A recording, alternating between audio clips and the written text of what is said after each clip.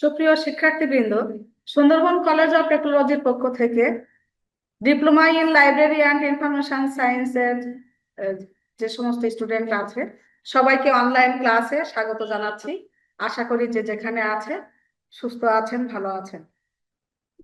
তা আজকে আপনাদের যে বিষয়টা নিয়ে আলোচনা করব সেটা হচ্ছে আপনাদের যে ব্যবহারিক পরীক্ষা আছে, অর্গানাইজেশন অফ নলেজ ক্যাটালগিং, এটার উপরে আমাদের আজকের আলোচ্য বিষয় হচ্ছে ক্যাটালগিং। তা আমরা প্র্যাকটিক্যাল বা ব্যবহারিক করার ক্ষেত্রে যেটা আমাদেরকে করতে হয়, প্রথমে আমাদের একটা ক্যাটালগ কার্ড করতে হয়। এই ক্যাটালগ কার্ডের মাপ হচ্ছে 5 ইঞ্চি বাই 3 ইঞ্চি। আমি স্ক্রিনে দেখেন আপনাদের একটা ক্যাটালগ কার্ডের নমুনা দিয়ে দিয়েছি।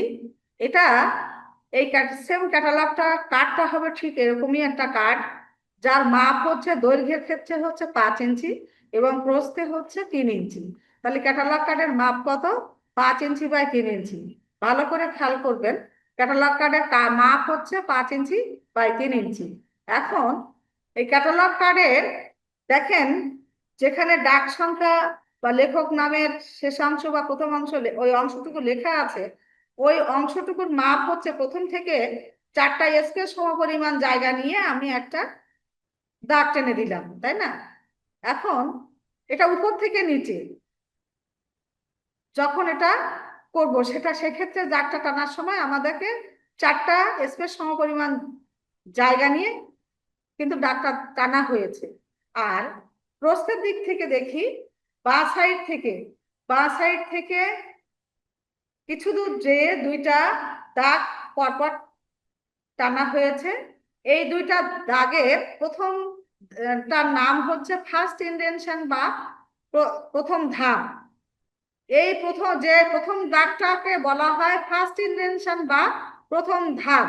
এটা বর্ডার থেকে 8টা স্পেস সমপরিমাণ জায়গা নিয়ে কিন্তু অর্থাৎ আমি 1 ইঞ্চি সমপরিমাণ জায়গা নিয়ে প্রথম দাগটা কিন্তু দেয়া হয়েছে, যেটাকে আমরা ফার্স্ট ইন্ডেনশন বা প্রথম ধাপ বলে থাকি। তারপরে হচ্ছে ওই ফার্স্ট ইন্ডেনশন থেকে দ্বিতীয় যে দাগটা টানা আছে সেটাকে বলা হয় সেকেন্ড ইন্ডেনশন বা দ্বিতীয় ধাপ। এই যে প্রথম দাগ এবং এই প্রথম ধাপ এবং দ্বিতীয় ধাপের মাঝখানের যে অংশটুকু আছে, তা প্রথম বর্ডার থেকে যে প্রথম ধাপ পর্যন্ত যে স্পেস, তার ঠিক অর্ধেক স্পেস, অর্থাৎ হচ্ছে 8 স্পেস যদি আমরা প্রথম ধাপ নেই, তাহলে দ্বিতীয় ধাপের স্পেস হবে ওখান থেকে অর্ধেক, 4 স্পেস। তাহলে বর্ডার থেকে ওই দ্বিতীয় ধাপের স্পেস হলো কত? 8 আর 4 12টা স্পেস সমপরিমাণ জায়গা নিয়ে সেকেন্ড ধাপ বা সেকেন্ড ইন্ডেনশন বা দ্বিতীয় ধাপের দাগটি টানা হয়েছে। এখন হচ্ছে আমি বোর্ডে কিন্তু অলরেডি লিখেছি, খেয়াল করেন, যখন আপনি কোনো আপনাকে কোনো বইয়ের ক্যাটালগ করতে দেওয়া হবে, তখন মনে করেন যে হুমায়ুন আহমেদের একটা বই, একটা উপন্যাস আপনাকে মানে ক্যাটালগ করতে দেওয়া হলো। এখন এই হুমায়ুন আহমেদের ক্যাটালগ মনে করেন নন্দিত নরকে লিখে, রাইটার বইটির নাম হচ্ছে নন্দিত নরকে। আর তাহলে এইটা হচ্ছে তার শিরোনাম। আর রাইটার মানে লেখক হচ্ছেন হুমায়ুন আহমেদ। ঠিক আছে, হুমায়ুন আহমেদ, তাই তো? তা এই যে লেখকের নাম, তা এখানে দেখেন লেখা আছে, বোর্ডের দিকে খেয়াল করেন, প্রথমে লেখা আছে যে লেখকের নামের শেষ অংশ আগে লিখতে হবে এবং প্রথম অংশ পরে লিখতে হবে। যে নমুনা কার্ডটা আমি দেখাচ্ছি সেটাতে কিন্তু স্পষ্ট করে লেখা আছে, খেয়াল করবেন। Thank you. এই যে এই সেম একটা বোর্ডের দিকে খেয়াল করেন, এটা হচ্ছে কিন্তু একটা ক্যাটালগ কার্ড, যার মাপ হচ্ছে 5, এই দৈর্ঘ্য হচ্ছে 5 ইঞ্চি আর প্রস্থ হচ্ছে 3 ইঞ্চি। ঠিক আছে, ঠিক এরকম একটা ক্যাটালগ কার্ড আপনারা তৈরি করে নেবেন। শক্ত কাগজ কিন্তু অনেকেরই আছে, শক্ত ক্যালেন্ডার হতে পারে, বা অনেক সময় আমাদের জামা জামার পিস বা থ্রি পিস বা শার্ট পিস যাই কিনে ওর মধ্যে শক্ত কভার থাকে, সেটাকে আমরা এরকম 5 ইঞ্চি বাই 3 ইঞ্চি করে কেটে নিতে পারি। নিয়ে আমরা এখান থেকে ½ ইঞ্চি পরিমাণ একটা দাগ দিতে পারি, আর এখানে 1 ইঞ্চি, তারপর ½ ইঞ্চি দিয়ে আমরা পুরো একটা ক্যাটালগ কার্ড তৈরি করতে পারি। ঠিক আছে? তা এখন আমি বলেছি যে নন্দিত নরকের রাইটার হচ্ছেন হুমায়ুন আহমেদ। তাহলে এই যে লেখকের নাম, এই নামের শেষ অংশ এবং প্রথম অংশ, শেষ অংশ কি? শেষ অংশ হচ্ছে আহমেদ। তাহলে শেষ অংশ যখন আমি লিখব, তখন এই যে লেখকের নামের শেষ অংশ, লেখক যে অংশটুকু আছে ওখান থেকেই শুরু করতে হয়। তা সব সময় মনে রাখবেন যে ফার্স্ট ইন্টেনশন এবং সেকেন্ড ইন্টেনশনের যে অংশটা আমাকে লিখতে হয় ওটা কিন্তু 4 স্পেস। আগেও বলেছি, এখনো বলছি, এটা 4 স্পেস। তাহলে 4 স্পেস যদি হয়, এক একটা স্পেস রেখে এক একটা স্পেসের জন্য একটা করে অক্ষর। তাহলে দেখেন, যেটা আপনারা টাইপ করা, কম্পিউটারে যদি টাইপ করেন বা আপনার মোবাইলে যখন কোনো কিছু টাইপ করেন, সেক্ষেত্রে কিন্তু এক একটা অক্ষর, এক একটা একার আকার রসিকা সব কিন্তু কিন্তু একটা একটা স্পেস দিতে হয়। ঠিক তদ্রূপ এখানেও কিন্তু ঠিক একইভাবে স্পেস দিতে হয়, কিন্তু যুক্ত অক্ষরের ক্ষেত্রে কিন্তু একটা স্পেস ব্যবহার করা হয়। আপনারা দেখেন, আপনারা যখন অ্যান্ড্রয়েড ফোন ব্যবহার করেন, যখন কোনো কিছু লেখেন, ঠিক তদ্রূপ কিন্তু আপনাদেরকে লিখতে হয়। তা এখানে যখন আমি লিখব যে আহমেদ কমা হুমায়ুন, তখন শুরুটা হবে ও লেখক বলে যেখানে লেখা আছে ওখানে আহমেদ, আ কিন্তু একটা, আ হ একার 9 একার, তাহলে কিন্তু 4টা হয়ে যাচ্ছে, দটা হবে বাইরে। বুঝতে পেরেছেন? ঠিক 4টা, 4টা স্পেসে মানে 4টা অক্ষর আমাকে এখানে ধরাতে হবে। এখন এই লেখকের নামে যখন এন্ট্রি করব, তখন কিন্তু এই এন্ট্রিটা বা লিখনটা হবে কি? লেখক এন্ট্রি বা অথর এন্ট্রি। লেখক লিখন বা অথর এন্ট্রি। তাহলে আমি যে কার্ডটা করছি এটা কিন্তু প্রধান এন্ট্রি বা প্রধান লিখন, মেইন এন্ট্রি। ঠিক আছে? তাহলে মেইন এন্ট্রিটা হবে কি? লেখকের নামে হবে। এখন যেটা বিষয়টা আমরা আলোচনা করব সেটি হচ্ছে, একই বইয়ের এখানে না হয় একজন রাইটার আছেন, কিন্তু যখন একজন রাইটার থাকবেন তখন তার নামের অধীনে এন্ট্রি হবে। আর 1 থেকে 3জন রাইটার পর্যন্ত প্রথম রাইটারের অধীনে এন্ট্রি হবে। কিন্তু যখন 3-এর অধিক লেখক থাকবে তখন কিন্তু আর রাইটারের অধীনে এন্ট্রি হবে না, তখন কিন্তু শিরোনামের অধীনে এন্ট্রি করতে হবে। তাহলে আমাদেরকে কি করতে হবে? আমাদেরকে দেখতে হবে যে রাইটার কয়জন আছেন, 1জন, 2জন, 3জন না 4জন। যদি 1জন হয় তাহলে ওই 1জনের নামে এন্ট্রি হবে, 2জন হলে প্রথম রাইটারের অধীনে এন্ট্রি হবে, 3জন রাইটার পর্যন্ত প্রথম রাইটারের অধীনে এন্ট্রি হবে। কিন্তু 3-এর অধিক যখন হবে তখন কিন্তু আর কোনো রাইটারের অধীনে এন্ট্রি হবে না। আবার যদি কোনো বই কোনো সংস্থা কর্তৃক প্রকাশিত হয়ে থাকে, সেক্ষেত্রে কিন্তু কোনো রাইটারের অধীনে এন্ট্রি হবে না, সেক্ষেত্রে শিরোনামের অধীনে এন্ট্রি হবে। কোনো সম্পাদক বা এই ধরনের বই যদি হয়ে থাকে, সেক্ষেত্রে সম্পাদক কর্তৃক প্রকাশিত বই আর কি, সেক্ষেত্রে কিন্তু শিরোনামের অধীনে এন্ট্রি হয়ে থাকে। তা আমরা যখন লেখক লিখন, যখন লেখকের অধীনে এন্ট্রি করব, সেই এন্ট্রিকে বলবো লেখক এন্ট্রি বা লেখক লিখন। সেক্ষেত্রে প্রথম রাইটারের অধীনে এন্ট্রি করার সময় তার নামের শেষ অংশ আগে লিখতে হবে এবং প্রথম অংশ পরে লিখে এন্ট্রিটা করতে হবে।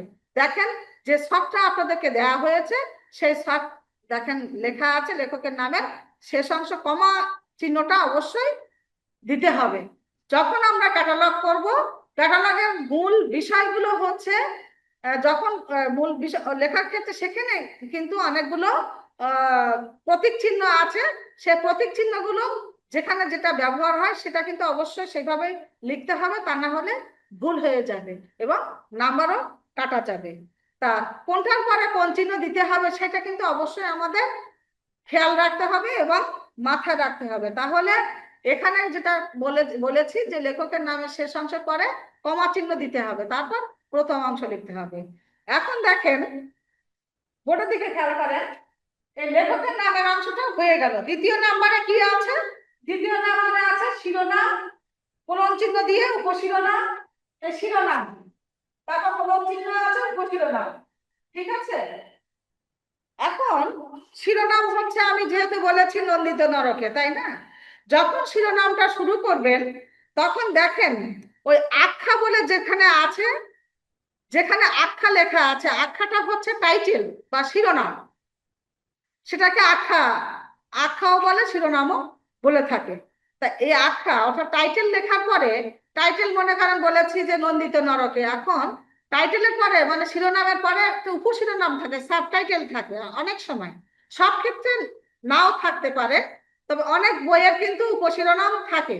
সেক্ষেত্রে শিরোনামের পরে একটা কোলন চিহ্ন দিয়ে উপশিরোনাম লিখতে হবে। দেখেন যে ছকটা দেয়া হয়েছে সেখানে আখ্যা, তারপরে সে যেখানে শেষ হয়েছে সেখানে একটা কোলন চিহ্ন দেওয়া হয়েছে, তারপরে লেখকের পূর্ণ সরি উপ আখ্যা দেওয়া হয়েছে। উপ আখ্যা মানে উপশিরোনাম বা সাবটাইটেল, এইভাবে লিখতে হবে।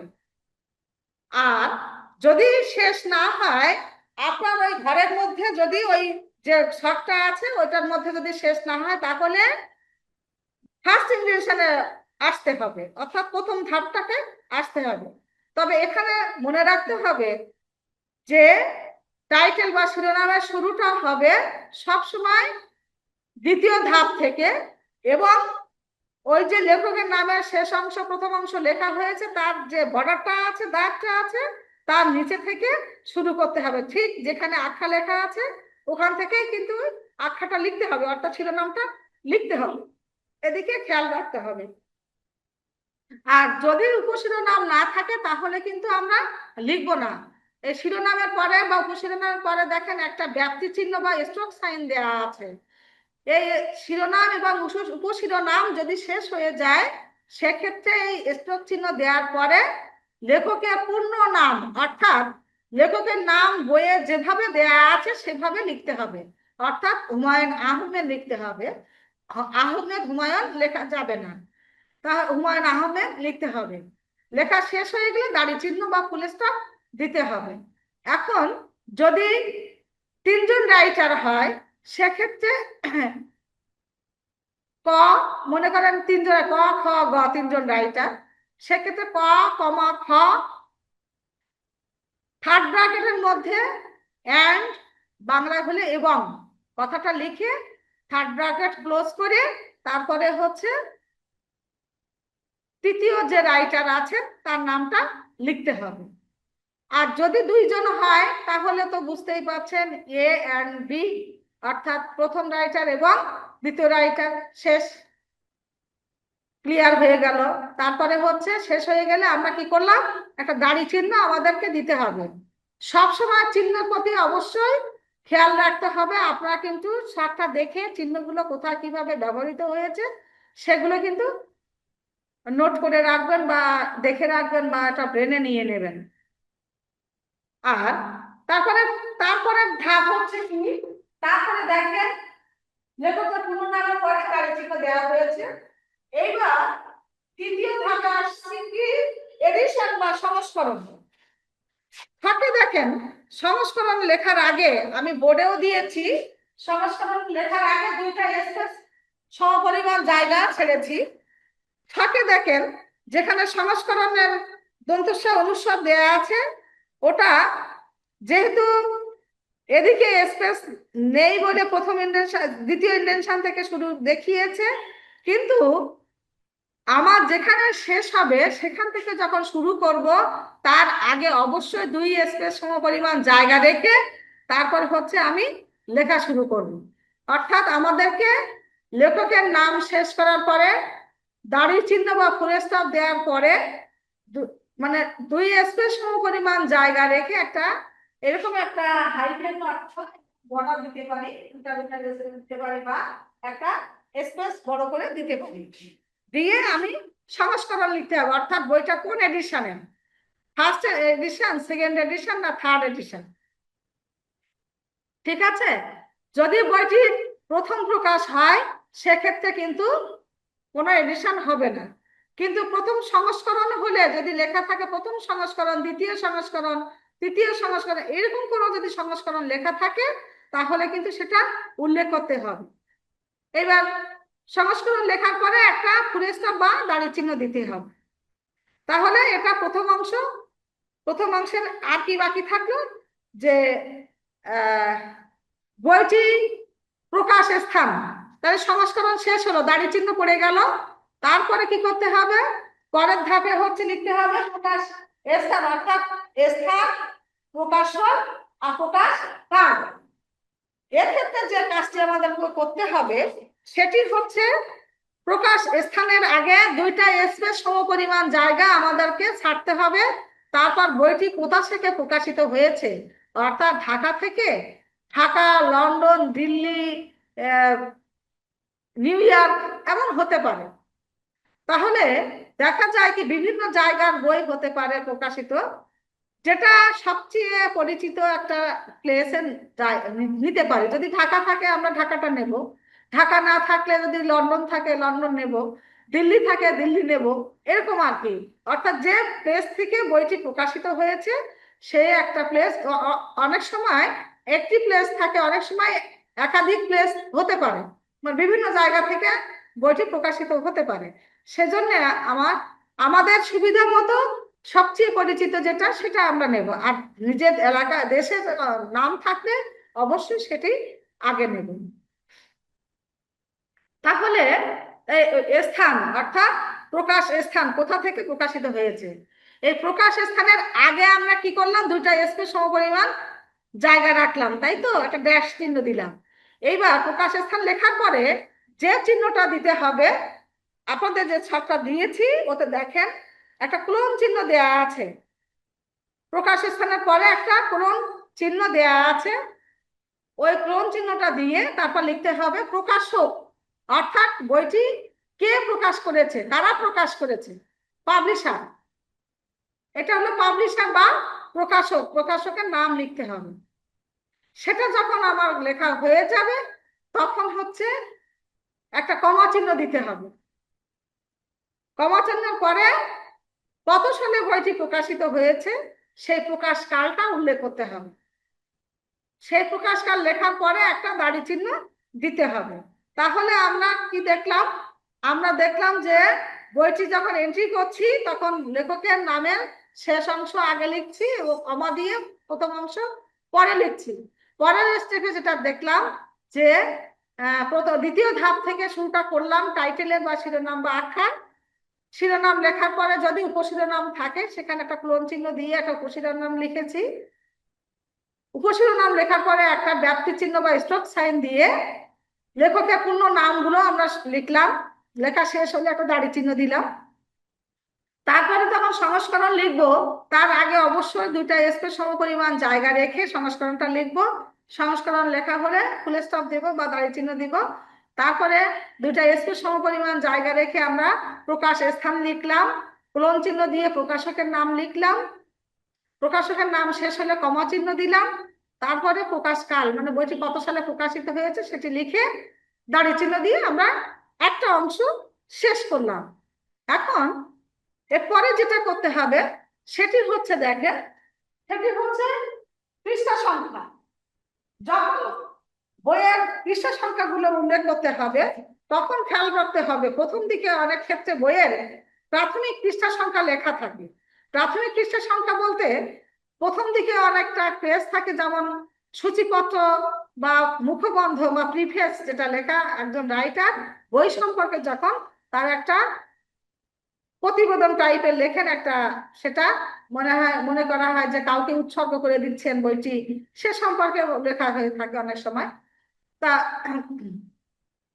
তা যখন সেই ওই পৃষ্ঠা একটা একটা পৃষ্ঠায় কন্টেন্ট বা সূচিপত্র আছে, তারপরে লেখক মুখবন্ধ যেটা বলা হয় প্রিফেস, মানে লেখক বই সম্পর্কে যেটা লিখছেন সেটা একটা পৃষ্ঠা লেখা থাকে, অনেক সময় উৎসর্গ করে দিচ্ছেন, সেটা একটা পৃষ্ঠা লেখা থাকে। তা এই যে পৃষ্ঠা সংখ্যা দেখবেন অনেক বইয়ে পৃষ্ঠাগুলো রোমান সংখ্যা দেয়া থাকে, বা এক এক বানান করে করে লেখা থাকে অনেক সময়। হ্যাঁ, তো এইগুলোকে বলা হয় প্রাথমিক পৃষ্ঠা সংখ্যা। আর 1 2 3 এইভাবে যে পৃষ্ঠাগুলো মূল পৃষ্ঠা সংখ্যা বলা হয়ে থাকে, সেটা বইয়ের পিছনে যে লাস্ট যে পৃষ্ঠা সংখ্যা সেটাকে আমরা কাউন্ট করে থাকি। তা এই যে না, এটা কিন্তু কি অ্যারাবিক নাম্বার বলা হয়। এই অ্যারাবিক নাম্বারটা আমরা মূল পৃষ্ঠা সংখ্যা হিসেবে নেব, সেটাই বইয়ের শেষ থেকে নেব। দেখা যাচ্ছে বইয়ের সর্বশেষ পৃষ্ঠা নিলে আমরা বুঝতে পারি যে এই বইটি 390 পৃষ্ঠা। যখন দেখা যায় 390, তাহলে ওই বইয়ের মূল সমস্ত পৃষ্ঠা সংখ্যা কাউন্ট হচ্ছে 390, মানে মূল পৃষ্ঠা সংখ্যা যেটা।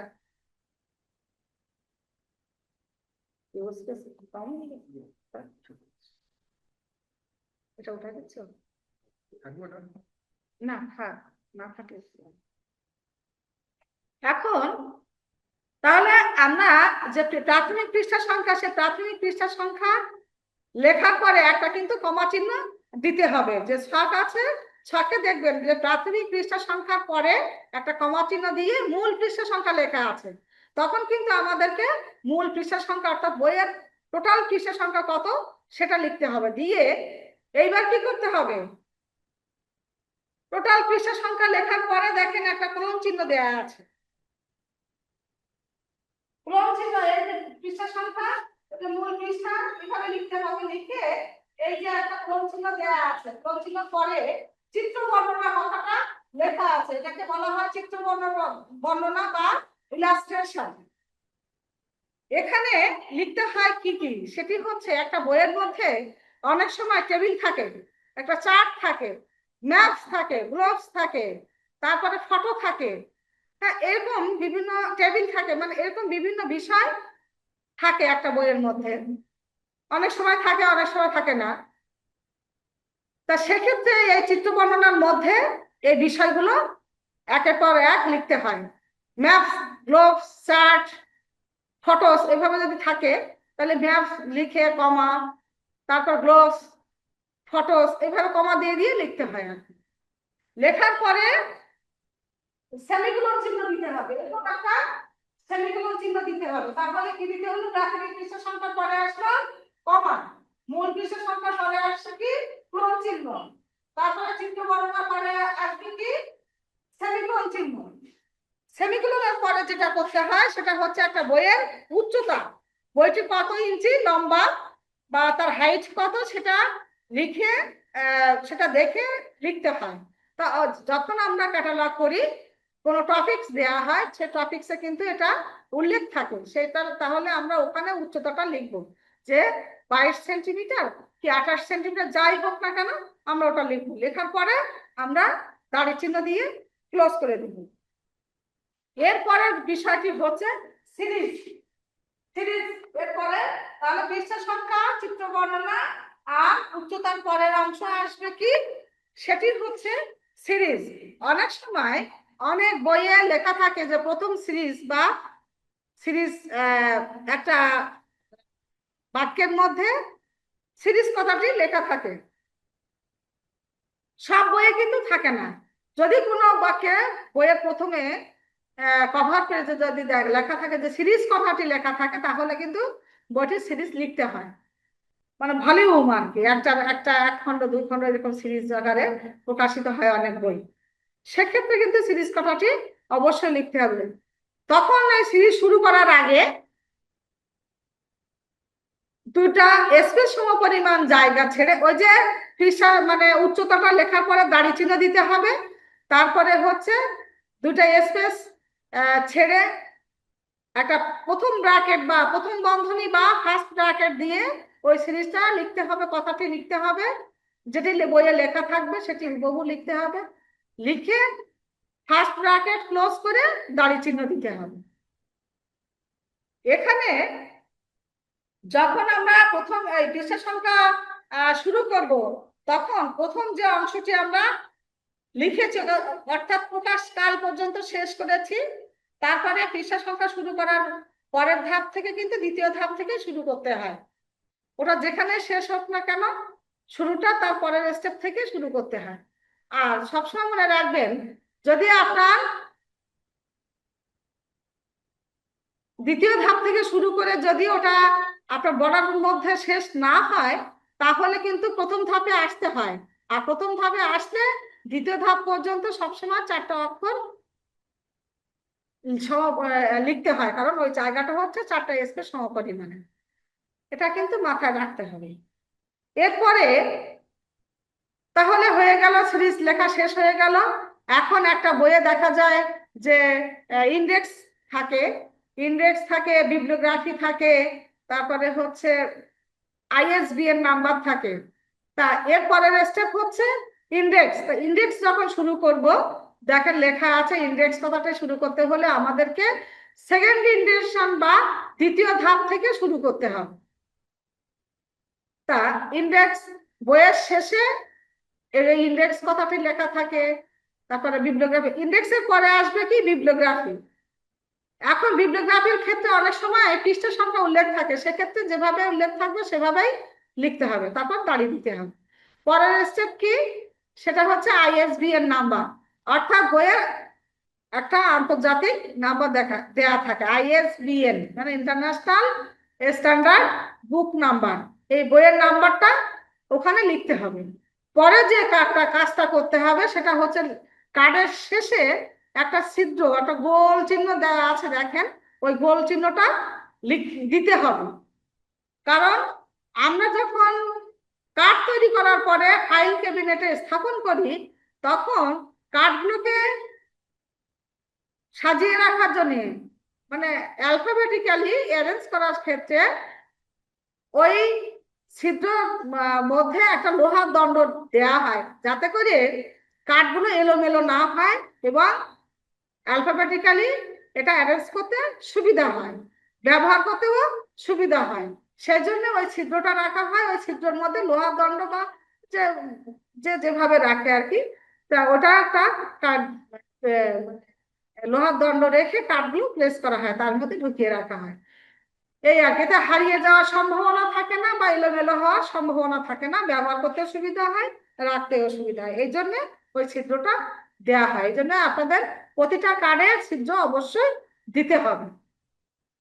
তাহলে আমাদের একটা ক্যাটালগ কার্ড কিন্তু হয়ে গেল। একটা কার্ড, তাহলে আমরা এটা বুঝতে পারছি যে একটা নির্দিষ্ট মাপের কার্ডের মধ্যে যখন বইয়ের সম্পূর্ণ ইনফরমেশন গুলো আমরা উপস্থাপন করতে পারি, সেটা কিন্তু একটা ক্যাটালগ কার্ডের রূপ নেয়। ঠিক আছে?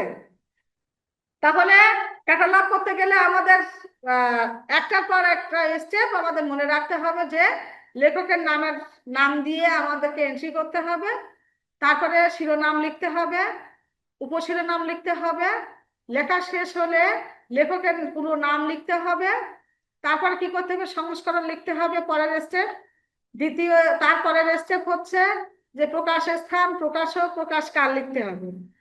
পরের স্টেপ হচ্ছে পৃষ্ঠা সংখ্যা, চিত্র বর্ণনা আর উচ্চতা।